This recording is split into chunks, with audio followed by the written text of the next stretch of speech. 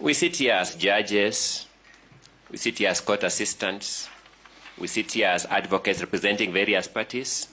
I don't know who among us, once we take away the cloaks of the official roles we play, was proud as a Kenyan observing these events as they happened. I don't know who among us was proud now putting on the cloak of citizenship to watch these events unfold at that pace. Fortunately for us, my lords, my ladies, we have a judiciary of Honorable Richard Mwongo that arrested this process in its tracks to give the Constitution a chance to roar.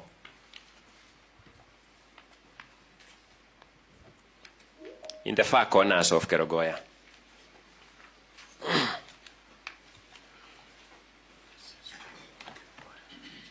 Fortunately for us, we have the judiciary of Honorable Chacha Mwita, His Lordship, that arrested this process to give the Constitution a chance. Today, you sit and I stand before the judiciary of Honorable Ike Ogola, Honorable Esim Rima, and Honorable Dr. Frida Mugambi, that has been invited by the respondents to undo that chance that the Honorable Mwita and the Honorable Mwongo gave the Constitution.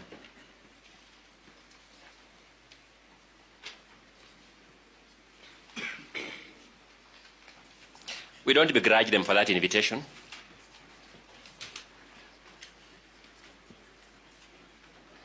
Because under Article 48, they are entitled to come here and make that invitation. Our question is whether the judiciary of Honorable Ogola, Honorable Mrima, and Honorable Dr. Frida Mugambi will be baited by that invitation. That's our only question.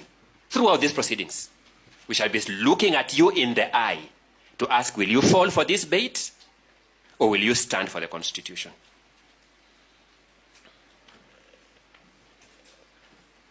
Having laid out our broad attitudinal view of this matter, allow me to address you now on the law and the jurisprudence of conservatory orders.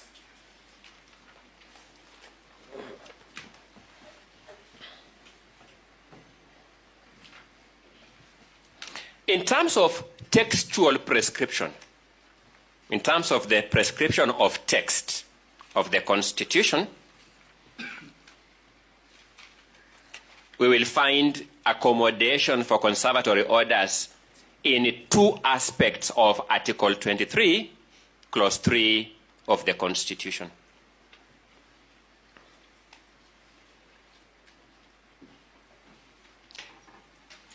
Article 23, Clause 3 says, in any proceedings brought under Article 22, a court may grant appropriate relief.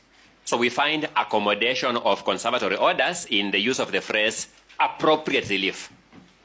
Because appropriate relief is wide enough to accommodate anything under the sun that is necessary to give effect to a right, fundamental freedom, or I dare say, any other provision of the Constitution.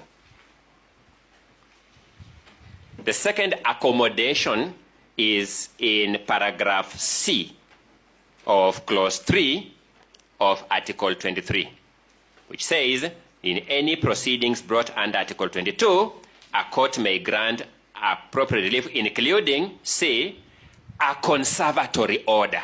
Ladies and gentlemen, if you can try to listen keenly to what Senior Counsel Elisha Ongoya, the lawyer for the Deputy President Gachagua, you will understand as to why they have mistrust with these three judges bench. And the reason is because he's telling them, look, you had tried to sit at the middle of the night to try and overturn the conservatory order that had been issued by a Ongoya court to make sure that the Deputy President that had been impeached by the Senate, he's still the Deputy President. But now, if you can try to overturn another court's ruling, how will we believe you that will give justice to us? And according to me, that is something that also myself, I don't have hope with them, because if they were trying to overturn what another court have ruled, how about that they are the one now they are ruling this matter?